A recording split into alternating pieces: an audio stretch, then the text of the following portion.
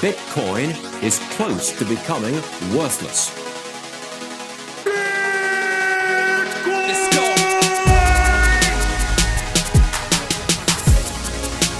Now, what's the Bitcoin? Bitcoin's like rat poison. Yeah. Oh, The greatest scam in history. let's get it. Bitcoin will go to fucking zero.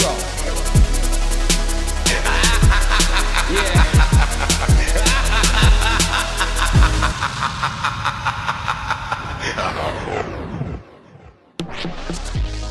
Alright, you ungovernable misfits. I'm your host, Max. Everybody knows that Bitcoin is useless, worthless, and doomed to fail. But what if everyone's wrong? What if it's the system that is doomed to fail?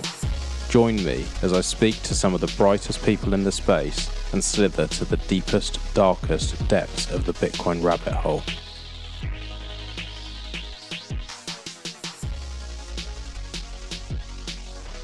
Welcome back, everyone. Today's episode is with Nicolas Dorier.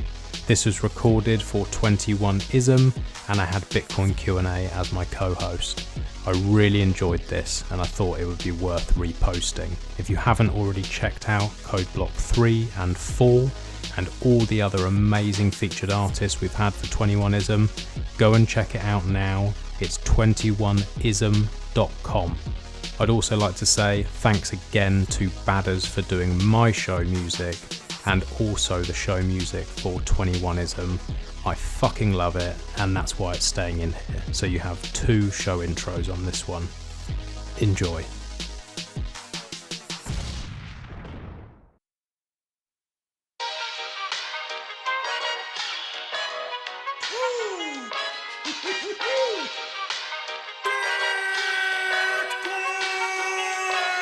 This is it, what? Satoshi's pouring from the sky, stack some chips up. No fear of missing out, I'm about to dip and flip, what? Now pump it up and double up is what we hit, what? This is it, what? Satoshi's pouring from the sky, stack some chips up. No fear of missing out, I'm about to dip and flip, what? Now pump it up and double up is what we hit, what? Satoshi's pouring from the sky. Satoshi's pouring from the sky. Satoshi's pouring from the sky. Welcome, Nicolas Dorier and Bitcoin Q&A to the latest block for 21ism. Nicolas, you are our featured dev this month. You have built something that's absolutely incredible. So yeah, welcome, and really looking forward to digging in and learning a little bit more about the project and some more about you. Yeah, thanks a lot for inviting me. Absolute pleasure. And Bitcoin Q&A, as always, is here to help with the more technical stuff. Anyone who's listened a couple of times knows that I'm a fuckwit and don't know a lot of the technical side of things. So, all right. So, Nicolas, you have built BTCPay, and it's absolutely incredible. It's allowing people to do what I think wasn't going to be possible otherwise. And we are using it, although we're using it wrong. And could you just do a little bit of an introduction on why you built it, what it is that really pushes you forward, and what the vision is for this project? Well, it's not real wrong to use a BTCPay server, but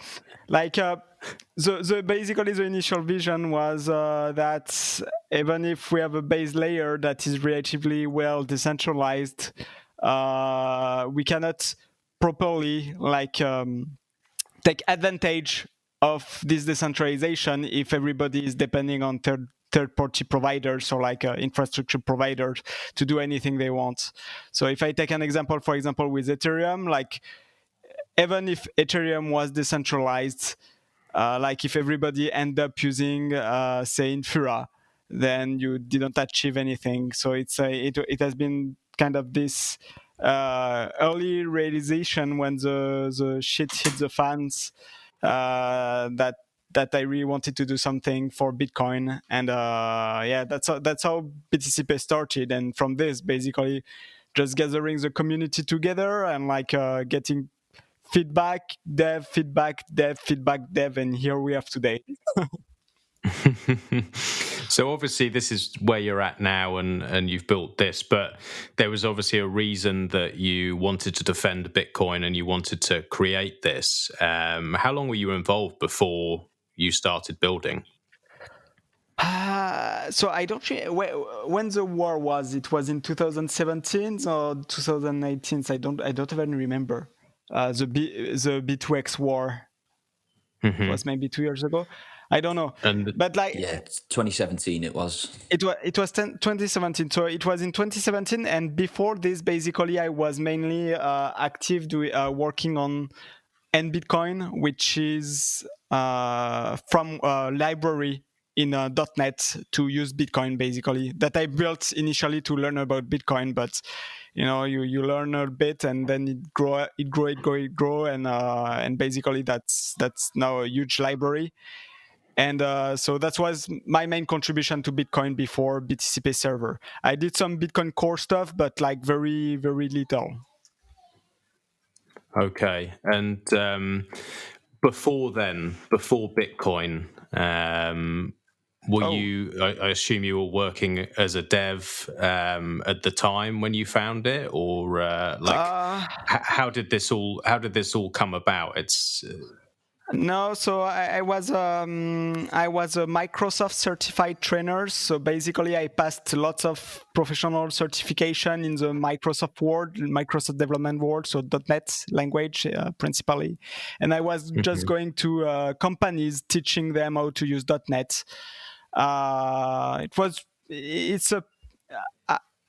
was a pretty nice, I think, pretty nice job. I really liked what I was doing, but when I discovered Bitcoin, basically I was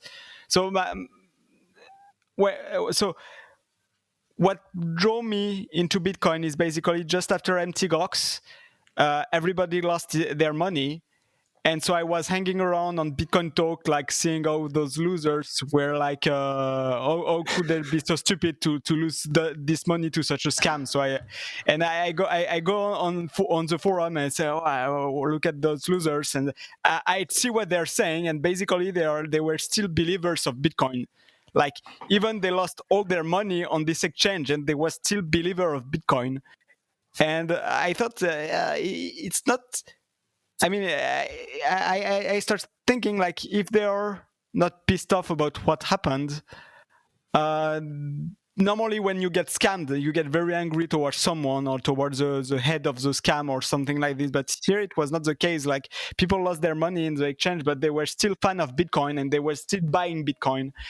So I think it's kind of what like drew me to search a little bit more. And after basically I had my share of kind of banks abuse.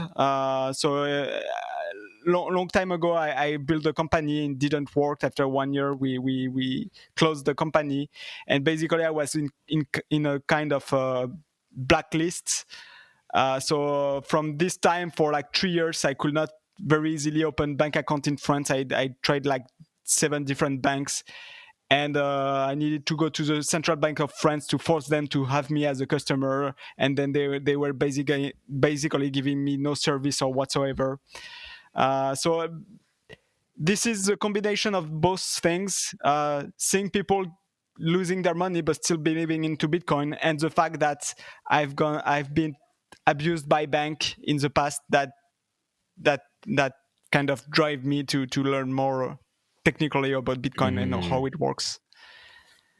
Okay, these are the things that drew you in. Yeah, because it's not normal, is it, to see, like you say, if someone's been scammed, normally they're just going to be like, fuck off. They're so angry, and to see that and to see that belief even after losing their money is definitely weird. And then to not be allowed a bank account, especially in Europe, it happens all over the world to many, many people who just don't have access, but it's not such a normal thing. So I assume, although it was such a pain in the ass at the time, I assume you were actually quite pleased that happened.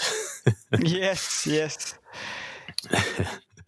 But basically, so here is the thing. So right now I'm living in Japan. In Japan, you can pay, for example, your taxes. You can pay your taxes in cash in Japan. But like in France, there is no such thing. So imagine that you create a business and no banks want to accept you. Basically, it will mean that you cannot pay your taxes. So that's pretty bad for the state. So that's why you can go to the Central Bank of France and like force one of them to take you as customer. But basically, if you do this, then they make you feel that you're not welcome. And basically you cannot do any operation on the internet, and they make you come to the branch to do anything. So it's it was quite a pain in the ass at the time. So was it that sort of prompted you to up sticks and move and leave France? Oh, so I left France a bit after Bitcoin, like I think 1 year after I discovered Bitcoin, something like this. And no, it was just because I've been to Japan many times as a tourist, and I really like this country. I felt good living there, so I wanted to experience more, and basically that's why I left France. Now I'm still in Japan and enjoying everything of it. I'm happy to not be in Europe anymore. Yeah, it sounds like you made a good move, to be honest with you, Nicola. So are you living 100% on Bitcoin at the moment when you're out there? No. So yeah. So after I left, France. So after I discovered Bitcoin, I kind of stopped all my training jobs basically, and I moved to Japan. And the thing is that I could not reuse my card because it was kind of soon expiring, and like I got so many problems in the past where by using my card I got blocked, in the middle of nowhere.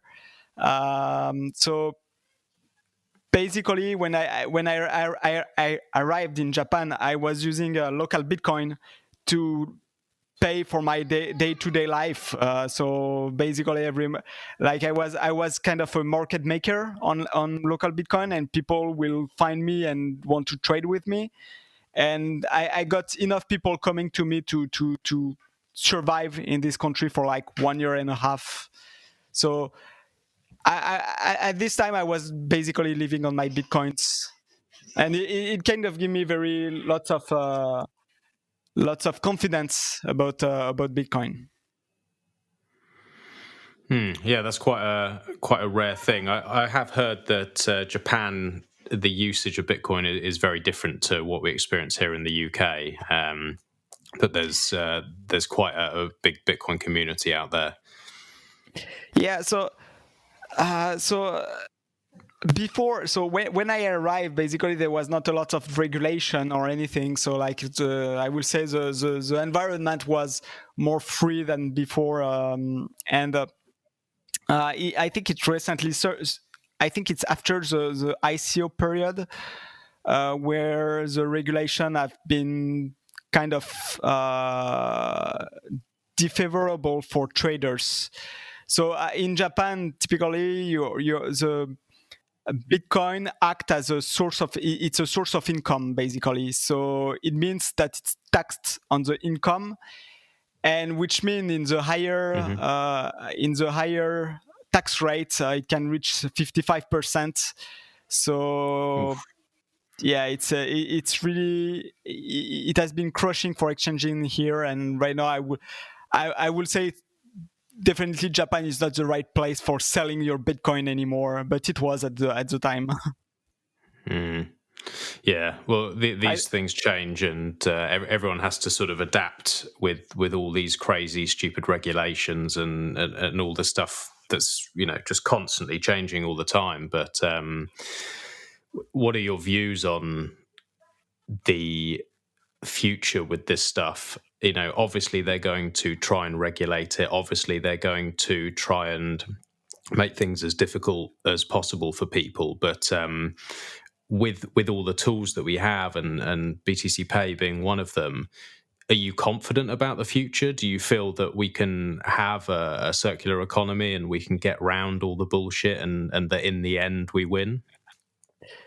I think we already have the circular economy. It's I will say like you can do whatever you want by paying Bitcoin. You just have to find the right people. That might take more time than people accepting fiat.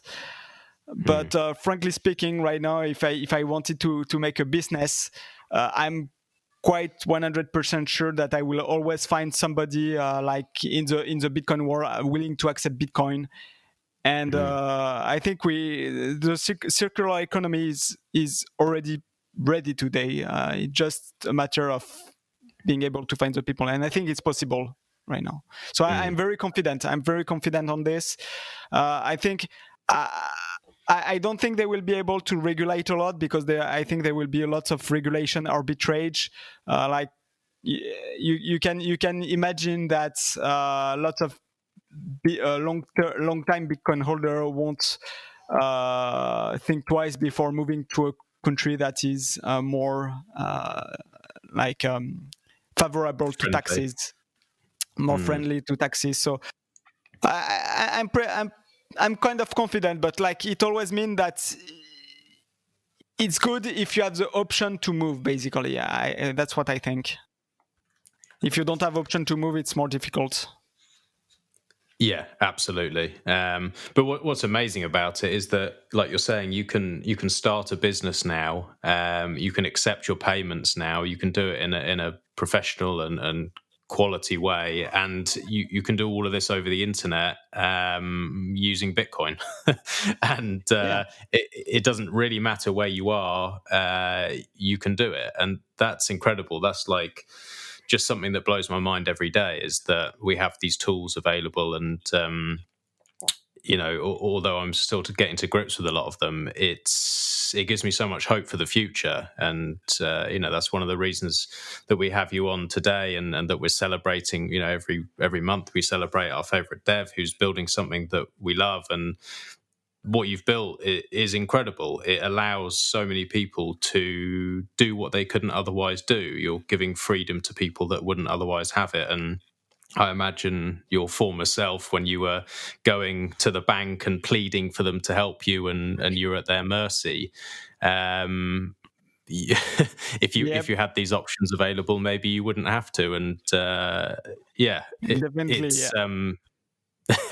it's world changing. It's really exciting, and I think that it's sort of, certainly for me, every month or couple of months I see these developments happening, and they become more accessible to people like me who aren't so technical.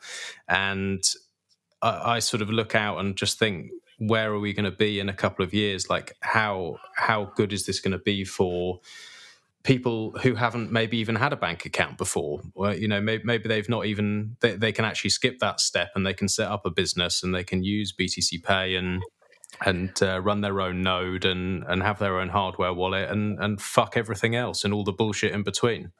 Well, like, depending on where you come from, like setting up BTCPay server is definitely more easier than opening a bank account. So typically in Japan, for example, it's very difficult to open a bank account when you are a foreigner. Like, for example, if you are not employing a respectable company somewhere, like, they will just refuse to open a bank account to you. I got, for example, the problem with BTCPay Server Foundation to receive the grants, where basically it has been very hard to find banks. So I've been like 3 or 4 different banks. Nobody wanted to accept me, and luckily, like, I got so a friend in Japan called Jimmy Homa, that accepted to be to help me to open a bank account for the foundation.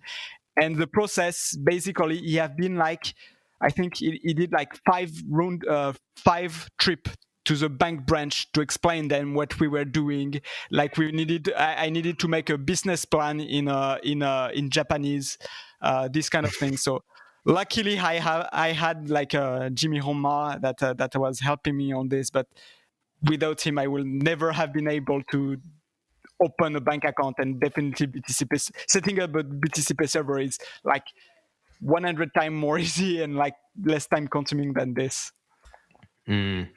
Yeah, it definitely feels that way. And so someone who's coming into this space and maybe they might be listening to this and then they know what BTCPay server is, they get a basic understanding of it, but they're thinking, okay, I have a business, I have an idea, or they're an artist or they're a musician and they want to accept payments. Like, what's your recommended flow for someone like that, where they're thinking, do you know what, this Bitcoin thing is all right. I believe in this. I want to accept this, and I want to sell my services or products for Bitcoin. What's that flow look like for somebody, and what would be your suggestion for like a small business? So I'm always fan of finding the simplest solution that work for everybody. So in some case, so for example, if somebody want to receive donation and don't have time to look too much into Bitcoin, one idea will be to have one single address and having address reuse. I agree it's not good for privacy. Personally, I will not donate to somebody that has address reuse because it's impacting my privacy as well. But in some case, depending on where you come from, or depending on the time that you have to do your own research, like it's definitely a way to go. For people that have a business, this approach don't work at all, because if you start having a single address for all your customer, then it means that you will have to take lots of time to identify which payment is by which customer. So if you have very low volume, like maybe why not? But in this case, you can just ask people, to contact you when they want to buy, and then you create your address when you get the contact, and then you give them the address, like without any software you could do this.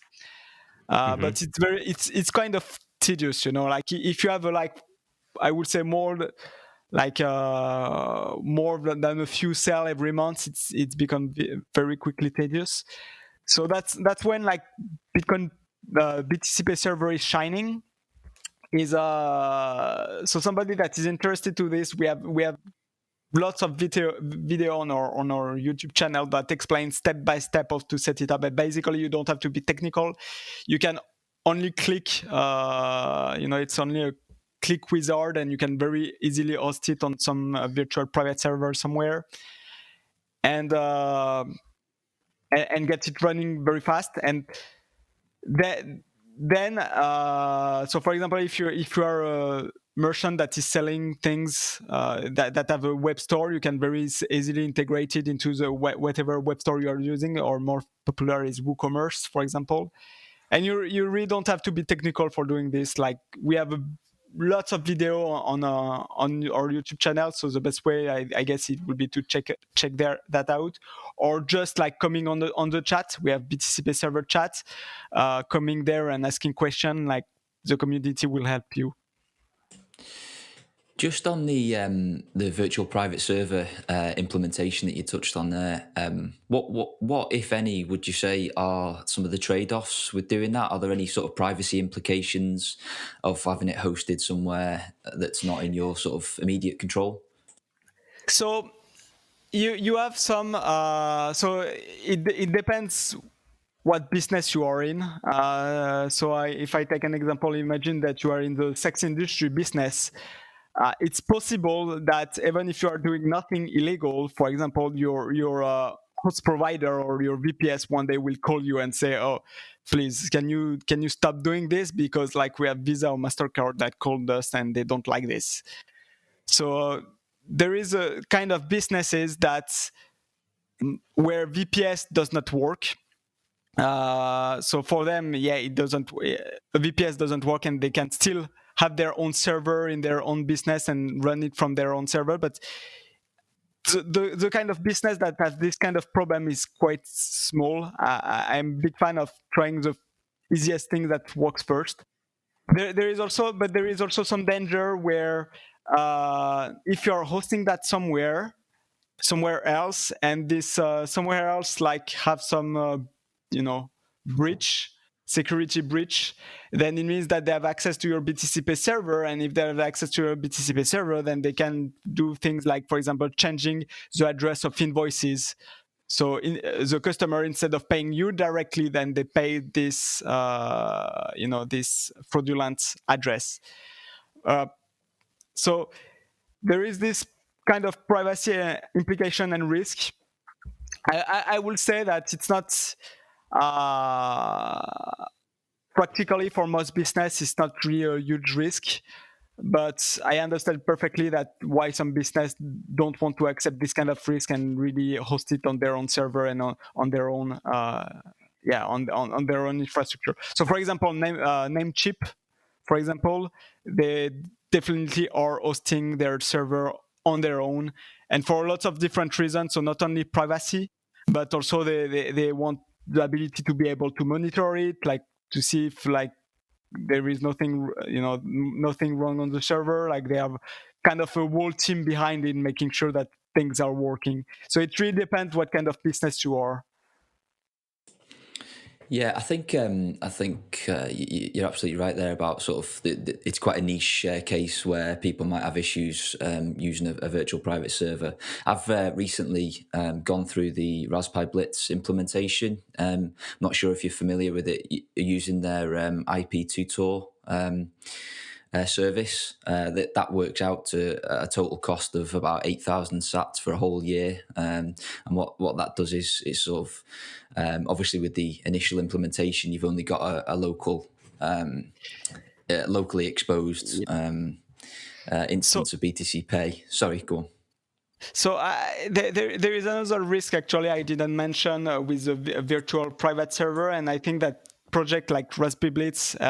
Actually, I'm working in DigiLab in Tokyo. I'm also working on a project a bit like Raspberry Blitz called iHack0, but we didn't release it yet. But there is another problem with virtual private server that those sort of projects solve is our easy install of BTCPay server is mainly done on a host provider that is called Lunanode. And Lunanode is it's a small company. It's not DigitalOcean. You can set up BTCPay server on any VPS that you want, but the most easy for people that are not technically competent is the Lunanode. And basically, by the fact that lots of people are hosting BTCPay server on Lunanode, then they become a kind of systemic risk. If something bad happened to Lunanode, then lots of merchants will get trouble, and this can be a kind of systemic risk for Bitcoin.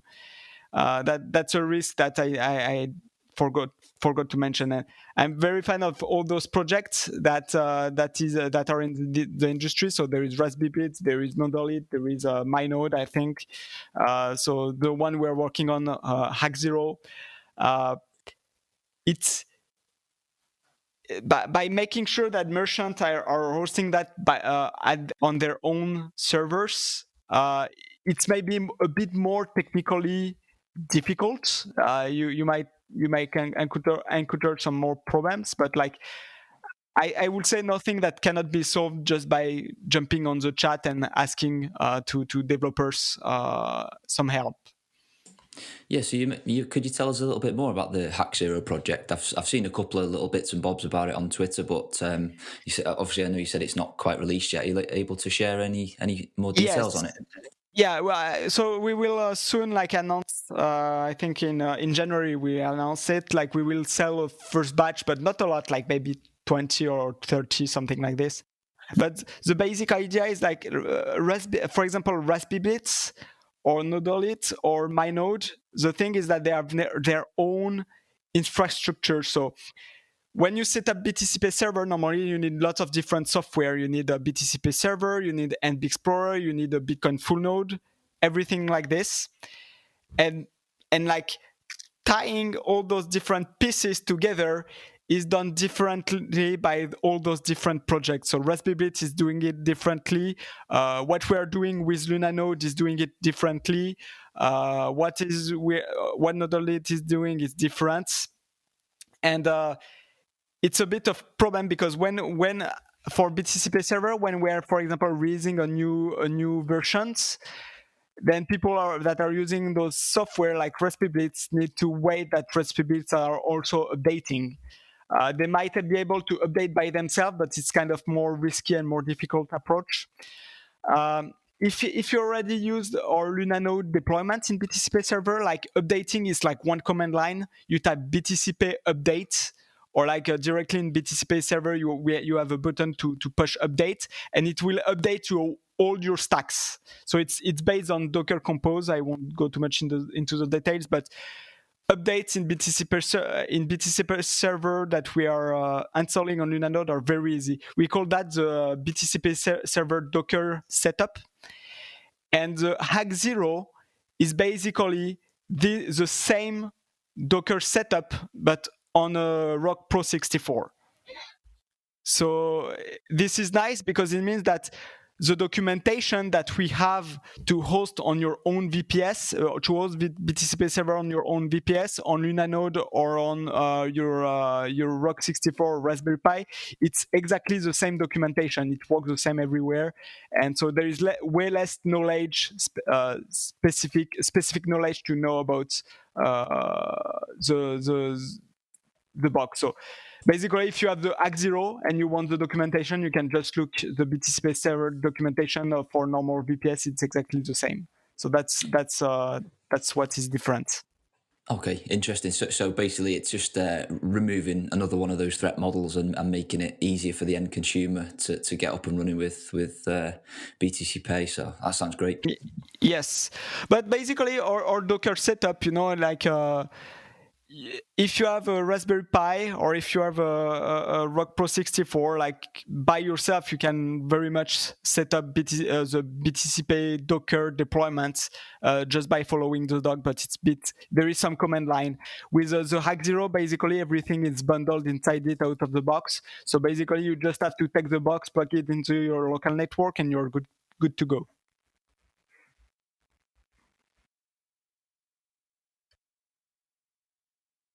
You can hear me? Hello, I'm still here. I think we might have lost Max.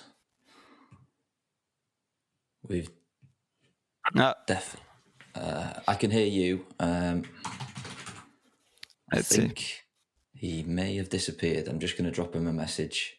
Okay.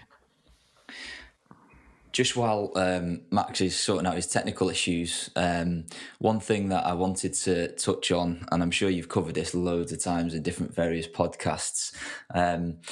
Obviously, we're all on Bitcoin Twitter for, it's got its various positives and its various negatives. For me, there's two very famous tweets that everybody knows about, everybody's seen. One of them is from Hal Finney, the famous running Bitcoin, and the second one is yourself back in, I believe it was 2017, was it? The famous BitPay tweet. Are you able to sort of give us a bit of background to that tweet? What sort of led you to say that to BitPay and just sort of paint that picture for us? Yeah. So before this tweet,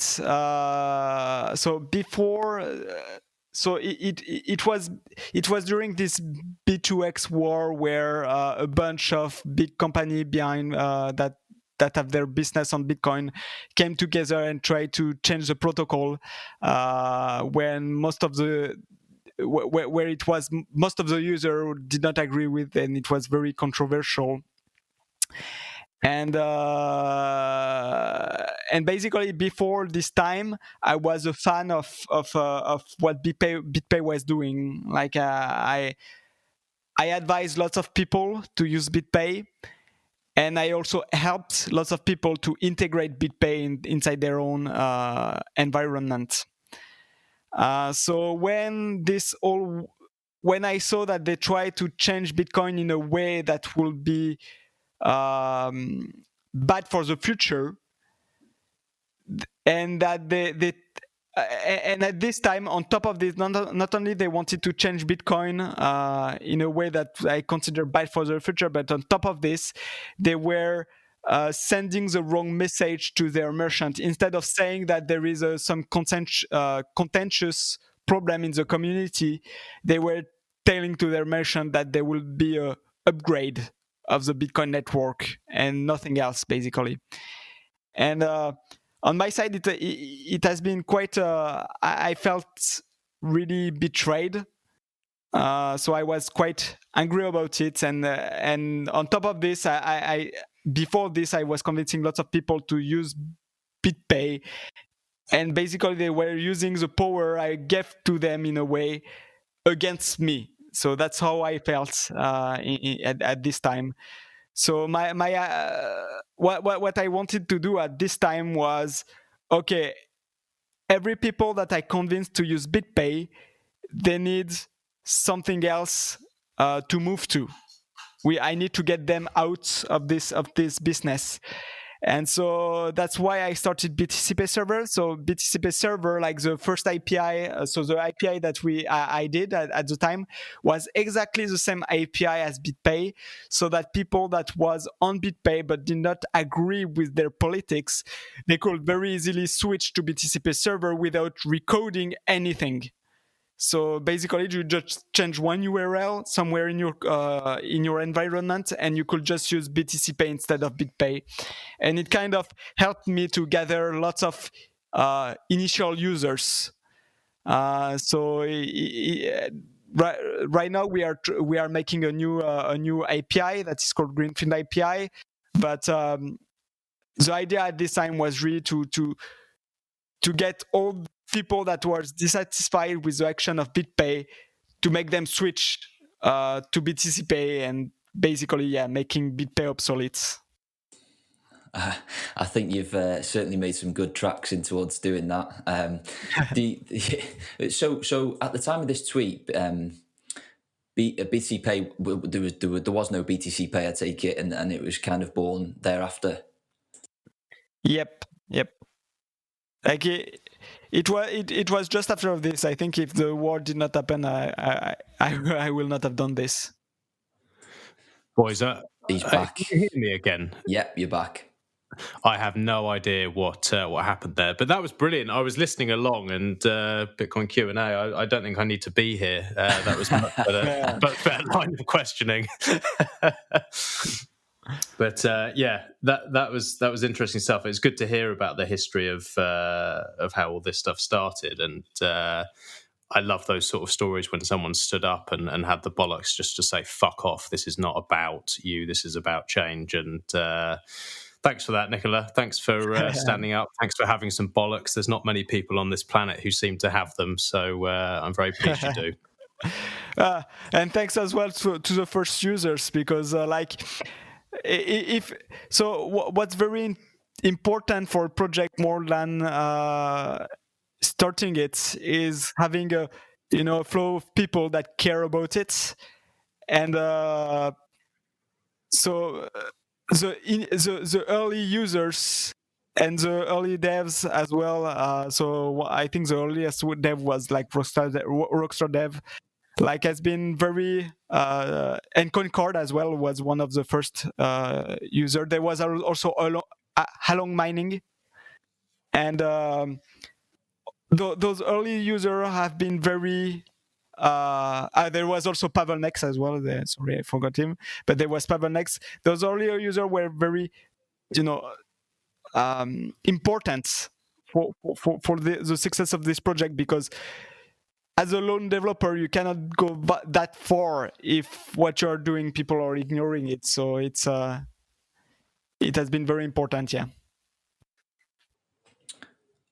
So another question that I had, Nicola, was obviously one of the more recent additions to BTCPay was PayJoin. Obviously, I'm a big advocate for privacy, and obviously PayJoin sort of is a great tool to have in your toolbox in that regard. Would you be able to sort of talk about how difficult that was to implement, and sort of some of the challenges that brought to the team when you were bringing that on board?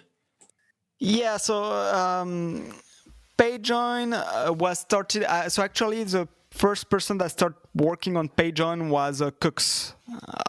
So PayJoin is So when the project started, actually, I thought it was a quite very easy protocol. Actually, normally it's very easy, just like a coin join that happened between the merchant and the customer. And I was thinking it was kind of easy to implement this, but while implementing it, we found out that if not done correctly, there is lots of vulnerability that can be done. So, for example, if you have a malicious merchant, if not done correctly, the malicious merchant could steal some money from the clients. 1 second, there is a baby that is making noise. 1 second. Okay. Can you listen, by the way, when the baby is screaming or not? Yeah, no, it's fine. It's fine. Oh, okay, sorry.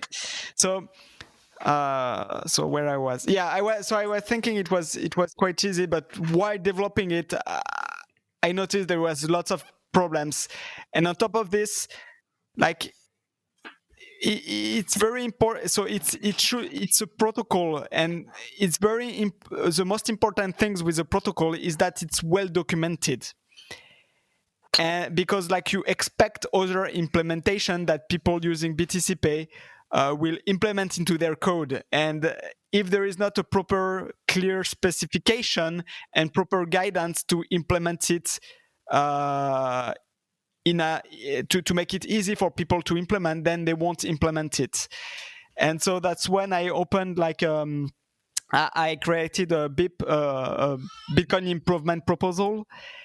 And that was describing this protocol, and I got lots of people joining the discussion, and that really helped getting that. So there's, I cannot thank everyone, but like there was people from Blue Wallet, there was people from Wasabi Wallet, there was people from CoinJoin Market. So it was we got lots of feedback, and where we started with a protocol that was quite complicated, I think, and by skimming and gathering all the feedback, I think we ended up with something quite easy to implement with good guidance, and that's why now I think there is lots of implementation that popped up. So in summary, it was more difficult than I expected, but it turned out better than I thought. So in terms of actually using that from both a merchant and a customer perspective, what does that look like if somebody, if I wanted to buy a t-shirt from your store and I wanted to pay using PayJoin, what does that look like? What would the sort of flow be? So, for example, it depends of the wallet you are using. So if you are using, for example, Wasabi wallets, when you try to give me a donation, for example, or like when you try to buy from the merchant, you need to go to the second tab, and you can copy the payment link. Then you copy this payment link, you copy paste into Wasabi wallet, then you can pay. I think on Blue Wallet you just have to scan the QR code; it should work. If you are paying from another BTCPay server, it's the same process as Wasabi. You copy paste the payment URL inside BTCPay server, and then you make the payment. Basically, the flow is quite similar to any other payments, except instead of copying like the Bitcoin address and the amount, you just copy paste a Bitcoin URL.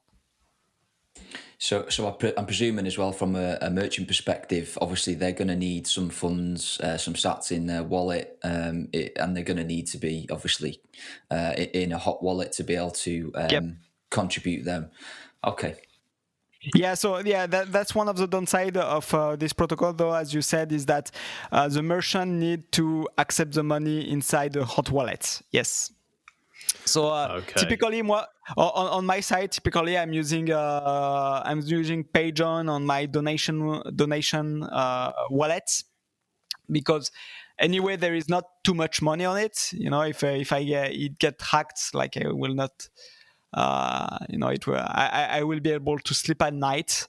But still, it give a way for people that want to improve their privacy to coin join with me, and it also increase my own privacy. So that's win-win.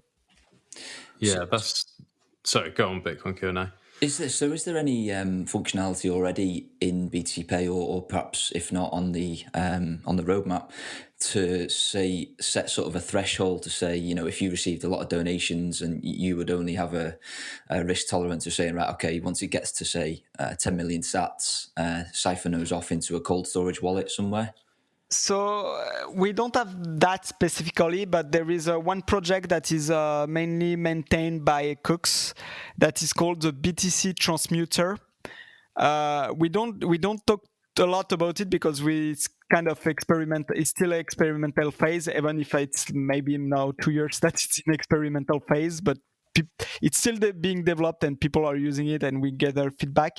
So the project BTC transmuter, it's basically kind of plugin to BTCPay server, and you can make some rules, like if my wallet if my wallet is above a certain amount of Bitcoin, then do a transaction that sends this money to a hardware wallet, for example. You can do this kind of rules like this. You can also send to an exchange. You can also send to exchange and then place a sell order. You can kind of automate your money with this project. So it's already possible doing these kind of things. That sounds amazing. Yep. What's the downside to that? Is it just that it's maybe tricky to use, or is there any other reason that people wouldn't use that? So I don't think so. On my side, I never used it myself because I never had the need to. But I think it's difficult. So one reason why we didn't implement it directly in BTCPay server is that BTCPay server need to be easy enough for most of the merchants, and things. It's very difficult to come out with a user experience that is not confusing lots of people. So like people that are hardcore Bitcoiner, they will definitely understand this kind of this kind of UX of like you can automate your money. They will definitely get it. But I think that's not the majority of users. So it's kind of hard to come to an agreement on how to present it properly inside BTCPay server. So that's why basically it's kind of a side project. And because it's a side project and that Cooks is mainly maintaining it, on people that only care about the core feature of BTCPay server, we don't have to spend time to review it.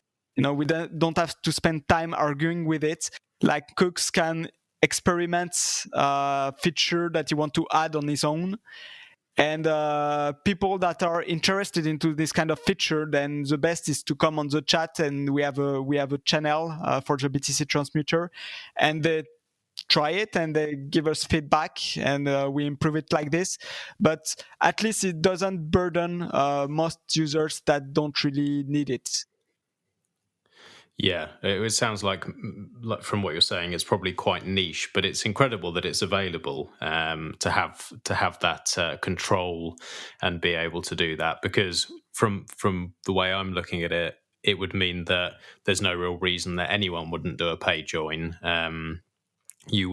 You could easily set up, or not easily necessarily, but you could set it up so that everything's a pay join, and you also don't risk having funds over a certain limit going missing, which seems to be the only drawback, which is incredible. And like the privacy stuff is something that concerns me. It concerns Bitcoin Q&A, and I think anyone who's really looking should be concerned about the privacy. And these kind of tools, the more they're used, the better it is for everybody. Do you? Sorry, go on. It's kind of interesting that pay join is I always say that it's a protocol that basically also helping the privacy of people that don't use it, because you cannot know which transaction are coin join or not. It's kind of very powerful, because even if somebody don't use it, like there is always a doubt, or maybe actually it's a coin join, and like it completely poison all chain analysis. So that's basically the powerful idea of poisoning analysis, because when they start taking a wrong assumption, it poisons everything, every conclusion they might reach in. And I think it's a very, even if not a lot of people are using it, it's a very powerful, having this doubt is very powerful.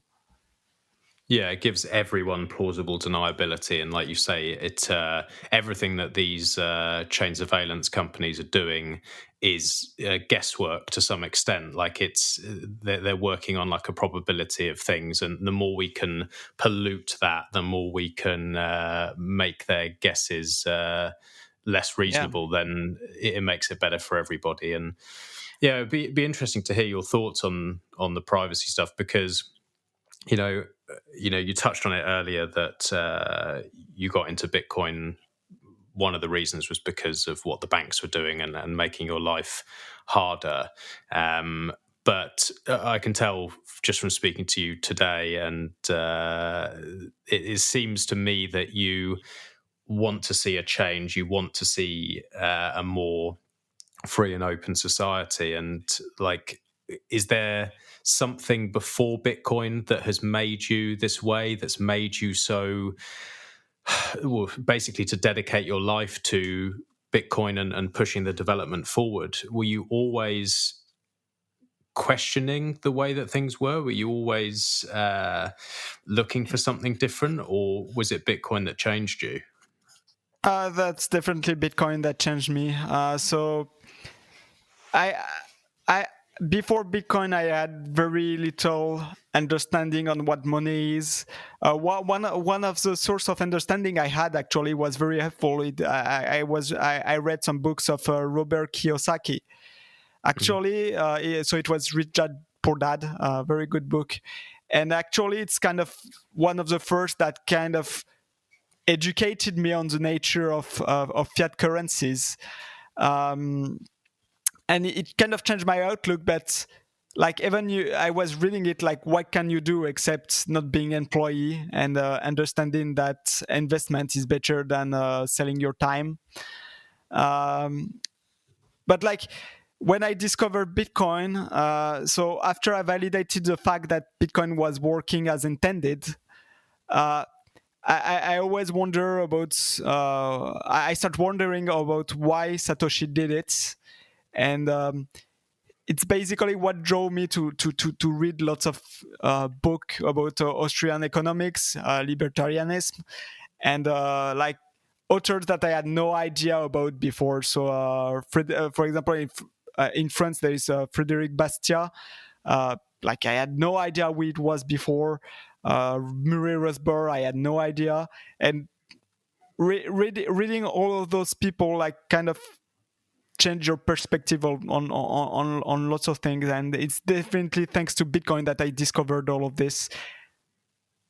Yeah. And so now that it's changed your view of the world, and you sort of, as you go down this rabbit hole and you see what's behind the curtain, and you see how all of these moving parts control us and the banking system, and like you're saying, that investment is better than selling your time, and how effectively it enslaves humanity in a very, very clever but unseen way. Like, do you view the world differently? Do you find it difficult to maybe communicate with people who don't have that view, or what you're seeing at the moment with all this coronavirus stuff and all the lockdowns and all the changes that seem to be happening so swiftly that impinge our rights, basically? Like, how do you cope with that?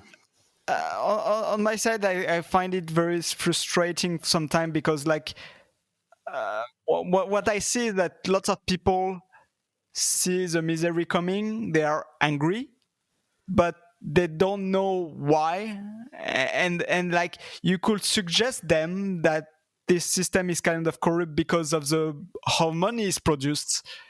But if you tell them this, they just they just come back to the politician talking point. You could try to convince them and to argue with them, but they are so conditioned to believe that by voting one politician or another it would change things, and that it's just a matter of policy, that we should find the right policy to change things.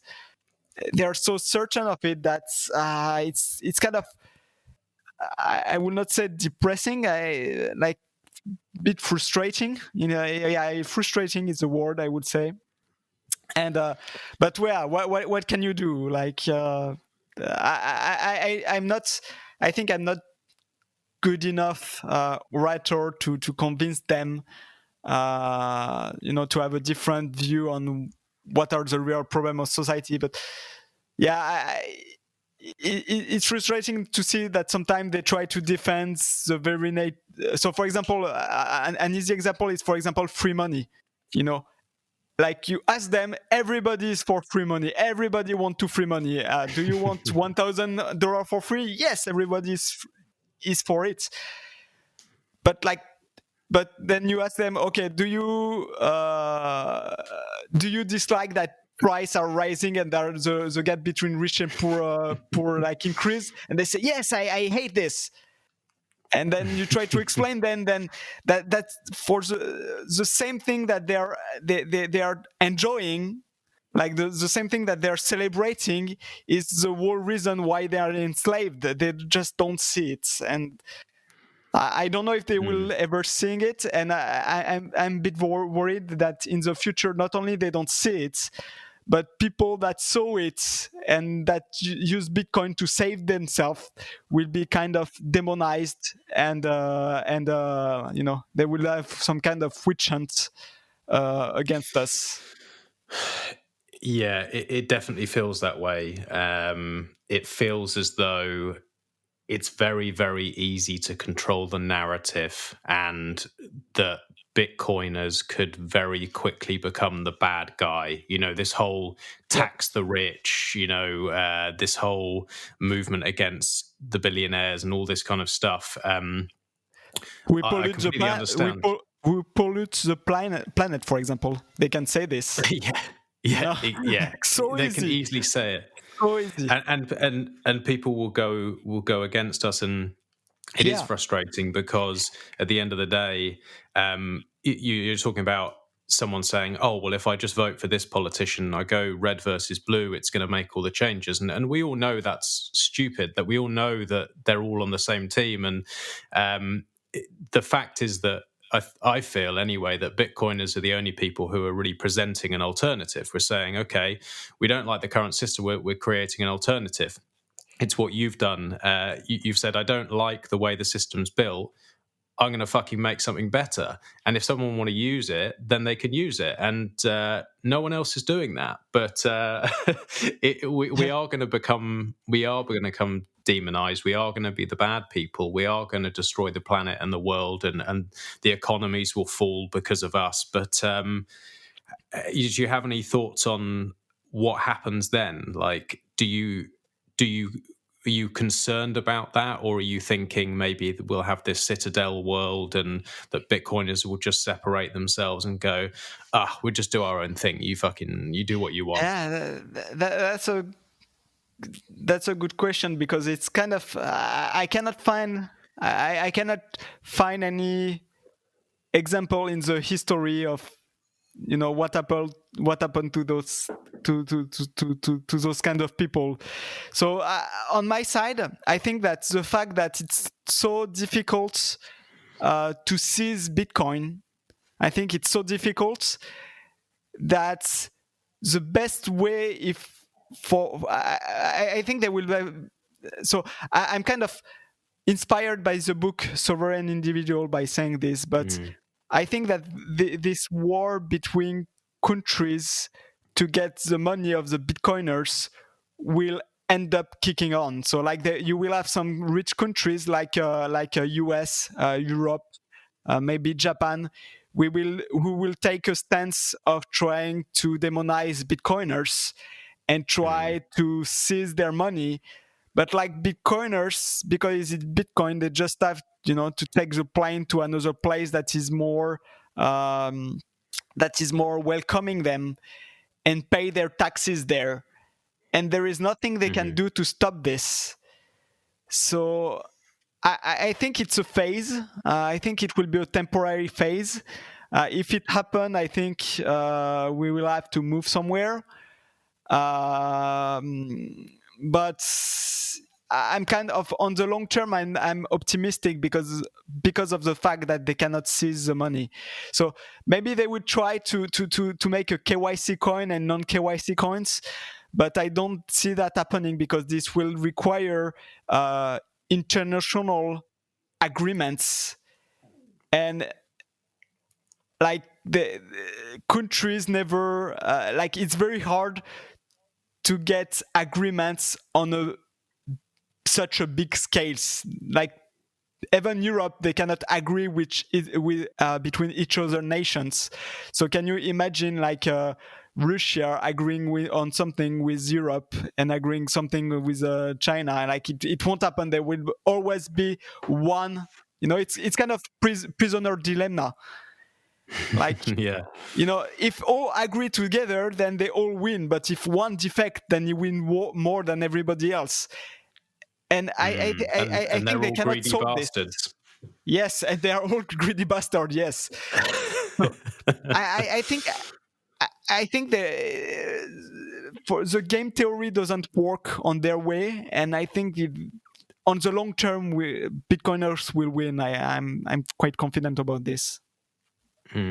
It's good to hear, and I completely agree. I think that whether it was intended from the beginning, obviously whoever Satoshi was or whatever group they were or whatever were incredible genius. But I don't necessarily think that they had intended all of these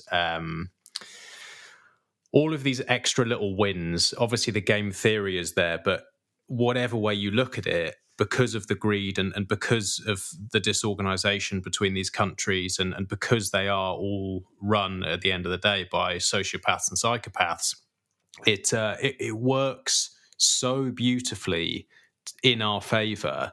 And the same with all the energy stuff. They can bash Bitcoin. They can say that it's going to consume all the energy, and they can say all what they want. But at the end of the day, it's provably wrong. So do you have any view on that? Like, do you think that some of this stuff was pre-planned and that it was thought out to the extent that it's not just about creating freedom money, it's not just about stopping the slave owners from controlling us through the money, but actually maybe it's about a bigger societal change and it's about trying to go further into the future and actually, yeah. I don't know. Like I don't know the mind of Satoshi when the time when he created Bitcoin, but I will say that if I was something that read the sovereign individual, like in 2009, I would understand the implication of having a free money like this, but I will not create Bitcoin in the by thinking it will work. Basically, I will, do it in a way of kind of interesting thought experiments, and develop that in my garage and then post it somewhere, and maybe some people will get interested in jump in. I think maybe he understood if that happened, then there is lots of implication that the sovereign individual is talking about. But I don't really believe that from day one he thought that Bitcoin will actually achieve this amount of results. Yeah, I think that's probably reasonable, unless Satoshi is an alien, and I don't think that.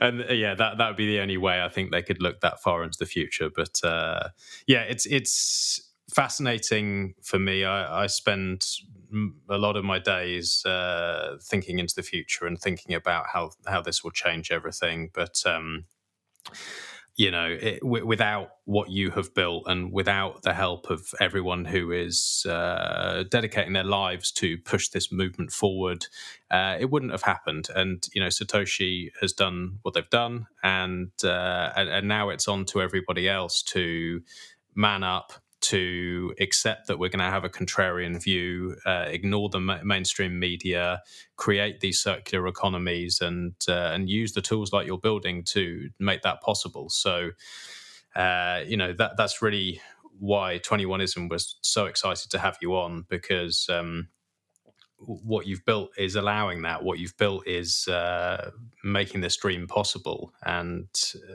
we can only say thank you for doing that, and also apologies for running it incorrectly. We are going to try and do better and make sure that we do it in a self-sovereign and better way. But yeah, why do you say incorrectly?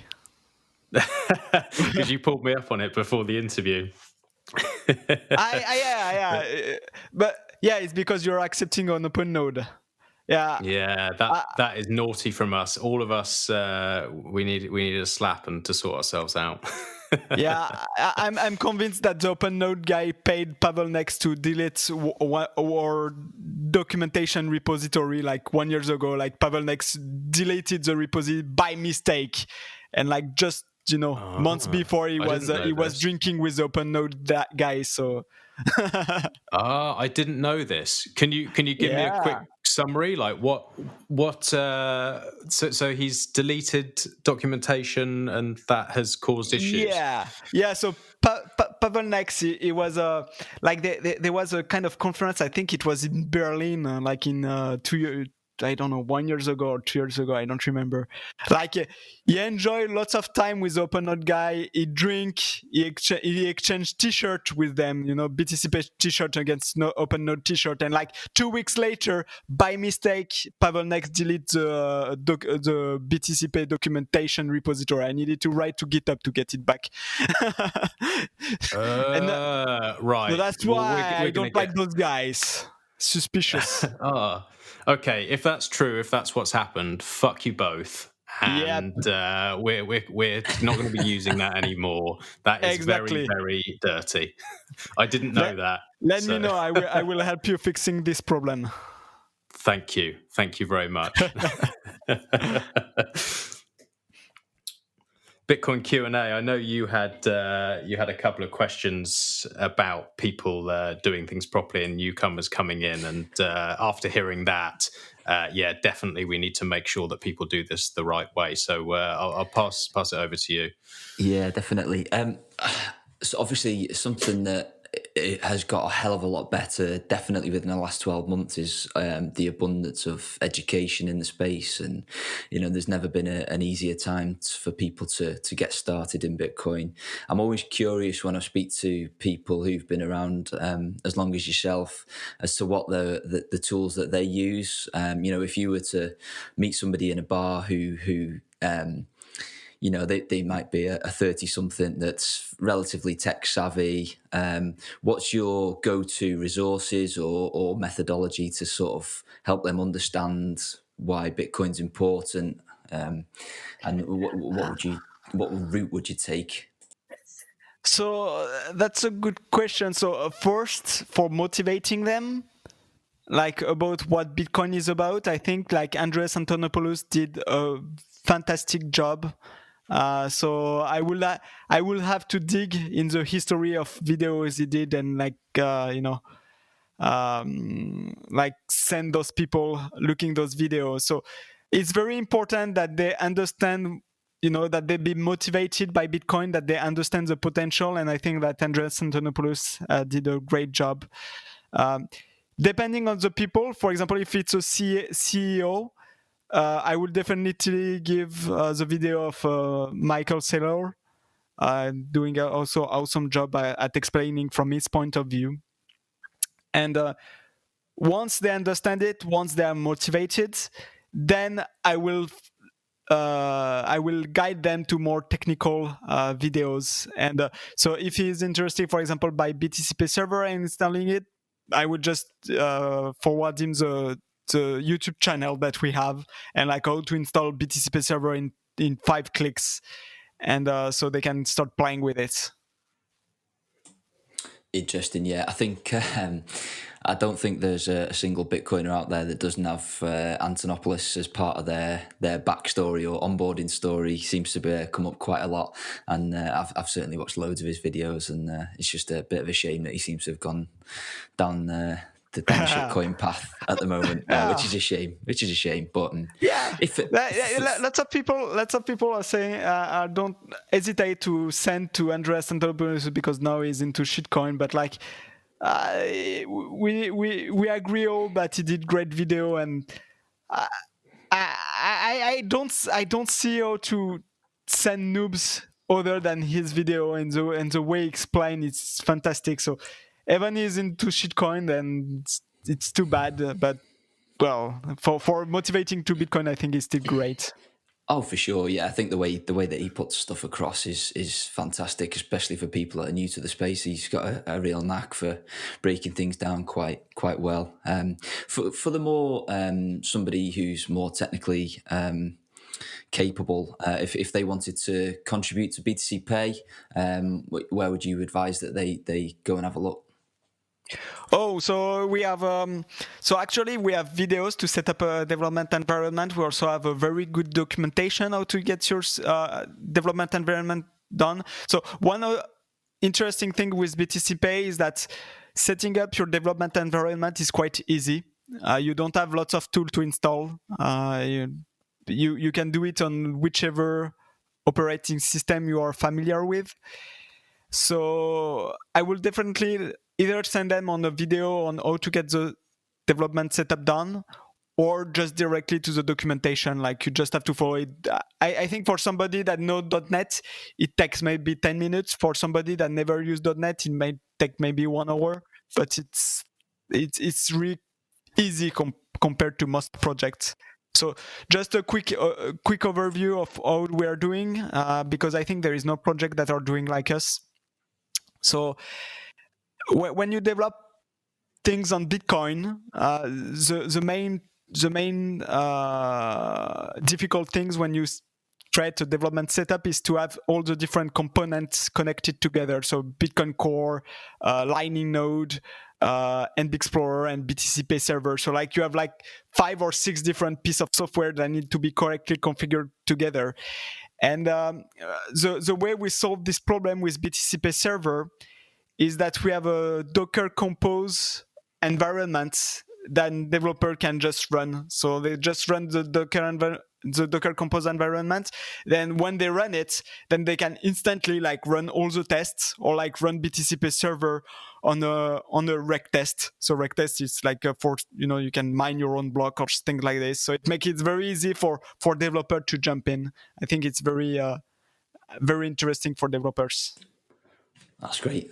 I mean, for me, obviously, I'm not a merchant. I have got a local instance of BTCPay set up for anybody that wants to send me a couple of sats as donations. But I mean, it absolutely works perfectly as it is.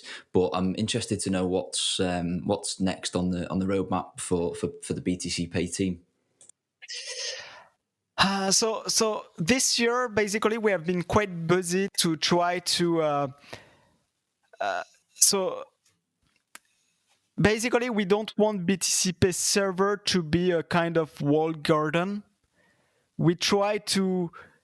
the more the project grow, the more people there is, the more idea of feature there are. But like it's very difficult to add feature, because when you add feature, basically you make user experience harder, and you have more decision making to do. And like when there is lots of decision making, it means that the project as a whole is taking longer and longer to develop. So it's kind of a problem that we identified earlier this year. And what we are pushing forward this year is more exposing the internals of BTCPay servers, such that people can build more easily on top of it. So for example, the BTCPay, the BTC transmitter that Cooks is doing is one example. Cooks can do that without asking us to review things. Or like there is also Red BTC, the Red BTC project that allow you as well to have a kind of rule-based BTCP server. So, for example, when you receive a tweet, I think you can post a comment on GitHub or things like this. When you receive a donation, you can automatically post a comment on a GitHub issue or something like this. We want people to create their own projects on top of BTCPay server and not stay, a walled garden. We just want people to build on top of it, a bit like WordPress. WordPress is not great because there is lots of feature into WordPress, but it's more because it's open, people are building on top of it. And because lots of people are building on top of it, then you can do many things very easily. And it's kind of the approach that we try to take. So yeah, we try to develop a lot the internal API. So everything you do in the UI, we want you to be able to do it in API. And there is also, we have a Cooks that is experimenting a plugin system as well, so that you can directly have your own plugin in BTCPay server. And also our Docker Compose setup, the Docker Compose deployments actually allow as well to add plugin in their own Docker container. So that's all. For example, when we started doing BTCPay server, there was only BTCPay server and on-chain transactions. But with this way of adding plugin to BTCPay server, we could add LND or other software or P-hole, for example. If you're hosting BTCPay server on a Raspberry Pi, you can put P-hole at home. We try to attract people to build on top of it, basically. It's basically the setup Bitcoin's taking as well. Have something very, very solid at the base, and then people can build on top. And it seems like the logical way to build things. And just some of the things that you were reeling off there that are in development sound incredible. Yep. It amazes me all the time, just this stuff being built. And just don't forget to sleep, mate. Make sure you get some sleep. I don't know how you managed to get all this stuff done. It's incredible, and I thank you. I'm not the only developer. No, I know, but all of you guys building this stuff, we wouldn't be able to do what we can do without it. And I really do thank you for it, and it's why we've got you on 21ism today. And it's been incredible. I've really enjoyed learning a little bit more and digging into the weeds about why you're doing it and what's to come. So thanks for joining us. It's been amazing. Thanks. And if you ever find yourself in the UK, come and have a beer or a whiskey with me and Bitcoin Q&A. We'd love to meet in person. And definitely. It's been great. But before we close out, is there? Sorry, go on. I've been to. You were in Advancing Bitcoin, beginning of this year. There was an Advancing Bitcoin conference. I was there. Yes. Oh, were you? Okay. I only went at the very end. I snuck in just to the dev meeting at the end. But I didn't go to the rest because I think it was quite expensive, and I'm a cheap bastard who was stacking sats. But yeah, if you find yourself here again, it would be great. Once again, proof that you want to crash the economy. You don't want to spend your money. I don't. I just stack sats. I stack sats, no chairs, no shoes. But is there anything else that we haven't covered that you wanted to go through? I think we covered pretty much everything right now. Okay, and Bitcoin Q&A, anything you wanted to go through? No, I've ticked off my list. Just want to say thanks for everything that you do, Nicolas. It's been a pleasure chatting with you. Me too. Thanks a lot. Okay, awesome. Well, yeah, thanks again. And that that offer of a whiskey or a beer is open whenever, it'd be great. It'd be great to see you in person. And thanks again, really, from the bottom of our hearts. Thank you. I'm honored that you will spend some sats for paying me a beer. All right. Take care. Speak soon. Bye.